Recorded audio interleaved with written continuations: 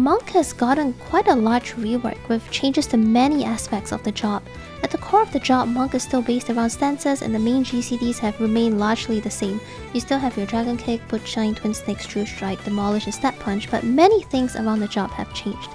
Meditation is now available at level 15 and forms the core of the lower level gameplay of Monk. Arm of the Destroyer has now gotten an upgraded version called Shadow of the Destroyer. Shoulder Tackle has been removed, instead the Gap Closer has been changed to Thunderclap, which has 3 charges, no potency, and can target allies or enemies. What's really changed is the new skills.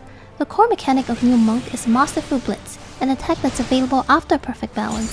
Perfect Balance now affects your next 3 attacks, has 2 charges, and has a 40-second recast.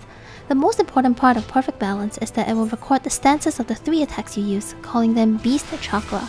The type of Beast Chakra you collect during Perfect Balance affects what you get from Masterful Blitz.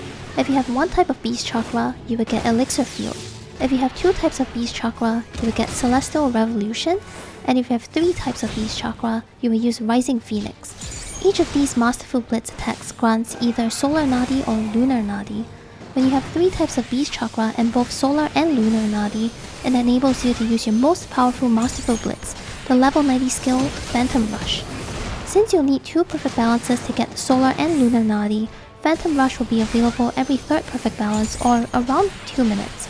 I don't know if you'll be happy to know this, but in the Mediator build, it is possible to do a pre-pull Perfect Balance, so that might lead to annoying 25 seconds pre-pull openers.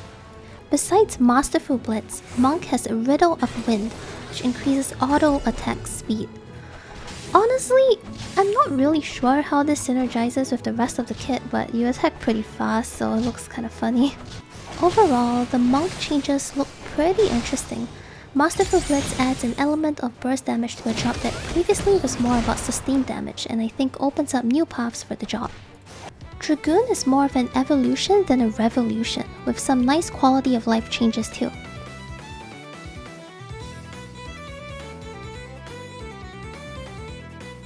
At the core of the job, Dragoon is still based around using Mirage Die to gain ice and entering the burst phase to use Nistron and Stardiver. For starters, Blood of the Dragon is now a trait and is always active. Life Surge and Spine Shatter Dive now have 2 charges, and the name of the damage buff has been changed from Disembowel to Power Surge, which can be obtained from both the single target Disembowel and AoE Sonic Thrust. Raiden Thrust Ready has been changed to Draconian Fire, which enables both Raiden Thrust and Draconian Fury, which is the upgraded version of Doom Spike. You'll get Draconian Fire regardless of if you hit the positionals for Wheeling Thrust or Fangum Claw. Man, that was a lot of names. Speaking of Raiden Thrust and Draconian Fury, each time you use one of these skills, you get a stack of First Mind's Focus. When you get 2 stacks, you can spend them to use the new skill Whirlwind Thrust, which is a line AoE attack. The basic combo finishers have received upgrades as well. True Thrust is now Heaven's Thrust, and Chaos Thrust is now Chaotic Spray. I have so many issues pronouncing these skill names, I'm so sorry. Overall, Dragoon looks like it'll be fun to play while also having more stuff as compared to Shadowbringers. The fix that lets you get your damage buff from AoE is very welcome to those used to the struggles in Shadowbringers dungeons. If you liked Dragoon before, you'll probably enjoy Endwalker Dragoon. As compared to Dragoon, Ninja has received more changes and some new skills.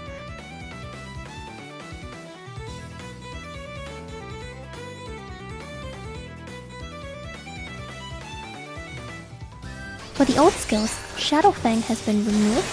Assassinate isn't actually removed, but it's now a lower level skill that upgrades into Dream Within a Dream. Meisui now has an additional buff effect, which causes the next Bavakakra to deal additional damage. Bunshin now grants the Phantom Kamaitachi Ready buff when you use it.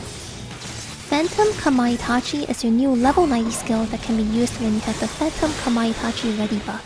It's a very powerful GCD attack that doesn't interrupt combos.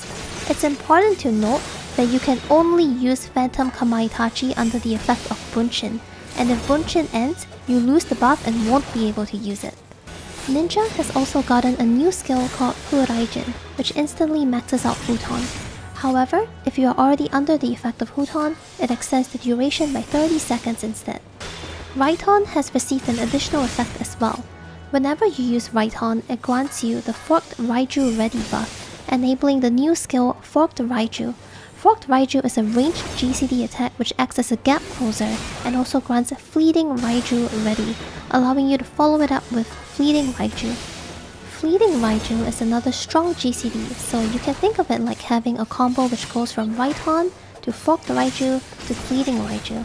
It's important to note that if you use any GCD in between these skills, it will break the combo and you won't be able to use Forked Raiju or Fleeting Raiju. Overall, these changes add some new elements to Ninja. The Raiton combo adds more flexibility when you need to disengage and re-engage from the boss, and Huraijin adds another option for managing Futon when there is extended downtime. Ninja has always been a solid choice, and Endwalker Ninja looks to be continuing that trend. And Samurai has received some small changes that may have large implications on how the job plays. Like Trigun, I wouldn't say it's a massive revolution, but gameplay-wise, Samurai rotations may change quite a bit. So let's go over changes to old skills first. First of all, Meikyo Shisui and Tsubame Gaeshi now have 2 charges. Third Eye has been changed to gain 10 Kenki gauge whenever successfully activated instead of granting Eyes Open. This also means that Hisatsu Seigan and Merciful Eyes have been removed. Tsubame no longer grants charges of meditation for Shoha, only the first Ihai Jutsu hit grants meditation now. Iki Shoten is now available every 2 minutes, and when you use it, you gain a buff called Ogi Namikiri Ready.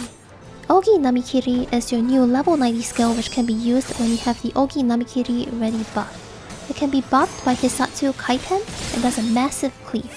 It has a cost bar like Ihai Jutsu and grants a stack of meditation on execution.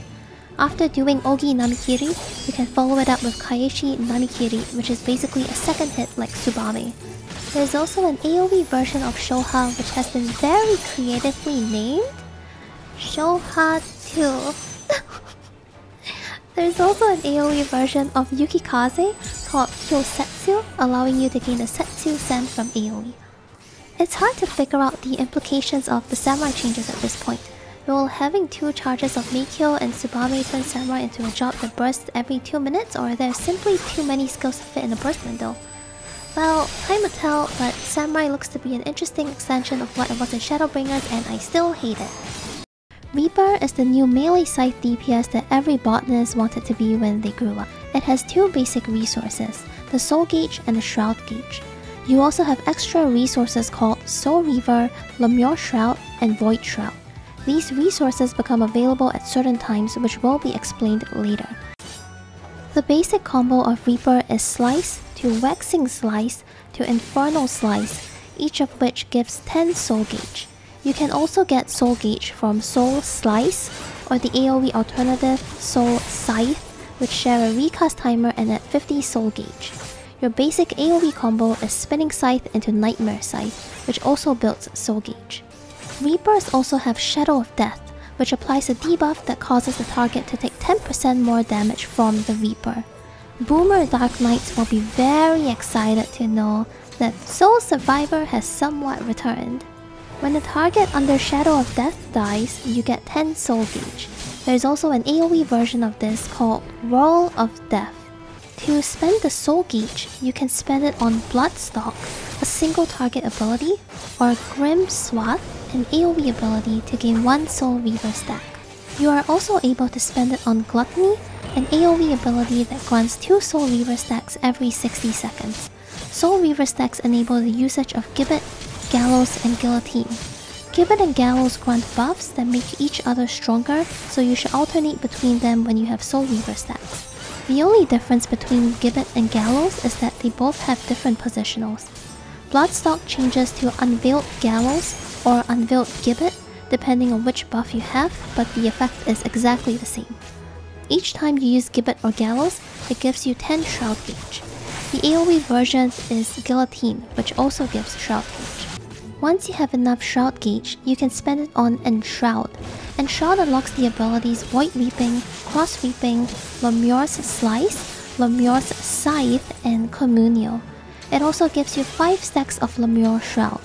Void Reaping and Cross Reaping cost 1 stack of Lemure Shroud, which is the blue one. and each time you use Lemure Shroud, you gain a stack of Void Shroud, which is the purple one. 2 stacks of Void Shroud can be spent to cast Lemure Slice. Communio is the finisher for Enshroud, eating all remaining stacks and dealing a ton of AoE damage. The AoE versions of these skills are Grim Reaping, which uses Lemure Shroud, and Lemure's Scythe, which uses Void Shroud. You can also gain Shroud Gauge through your 2-minute raid buff Arcane Circle. Each time you use Arcane Circle, you'll be able to gain stacks of Immortal Sacrifice, equal to the number of members in your party that successfully land a weapon skill or cast a spell. This lasts for 5 seconds and you can get a maximum of 8 stacks. You can then spend these Immortal Sacrifice stacks to use Plentiful Harvest, which does a line AoE and increases the Shroud Gauge by 50. Its potency increases depending on the amount of stacks you have. Reaper also has a self-shield called Arcane Crest, which applies a 10% max HP shield for 5 seconds. If this shield is broken by damage, it grants an AoE regen to you and any party members nearby. Besides those skills, you also have a ranged attack called Harp, which has a cast bar. The other skills that you have are a Gap Closer and Backstab called Hell's Ingress and Hell's Regress. These abilities make your next Harp have an instant cast. An interesting thing about Hell's Ingress and Hell's Regress is that they leave a Hell's Gate at the point where you cast them. For the next 10 seconds, you can teleport yourself back to the location of the Hell's Gate. Finally, you have Soul Soul and Harvest Moon. Soul Soul is a spell that allows you to use Harvest Moon once, while Harvest Moon is a pretty strong ranged AoE attack. The cast time on Soul Soul is instant only when used outside of combat, so this is probably meant to be used pre-pull and during downtime when you cannot target the boss. Oh, and by the way, the Reaper LB3 is named The End, and it's really cool. If you've been confused about the whole explanation, same! So I made this small visual thing to help me with it, and hopefully it helps you too. Overall, this is a pretty interesting job. It has a lot of different resources to manage, flexibility between single target and AoE in almost all phases, many different movement options, raid buffs, and high-paced burst phases. I'm super looking forward to playing Reaper when Endwalker is released. If you want to know more about the other jobs, there is a playlist in the description below. Alright, stay hydrated, drink water, water good, and I'll see you in the next one. Bye!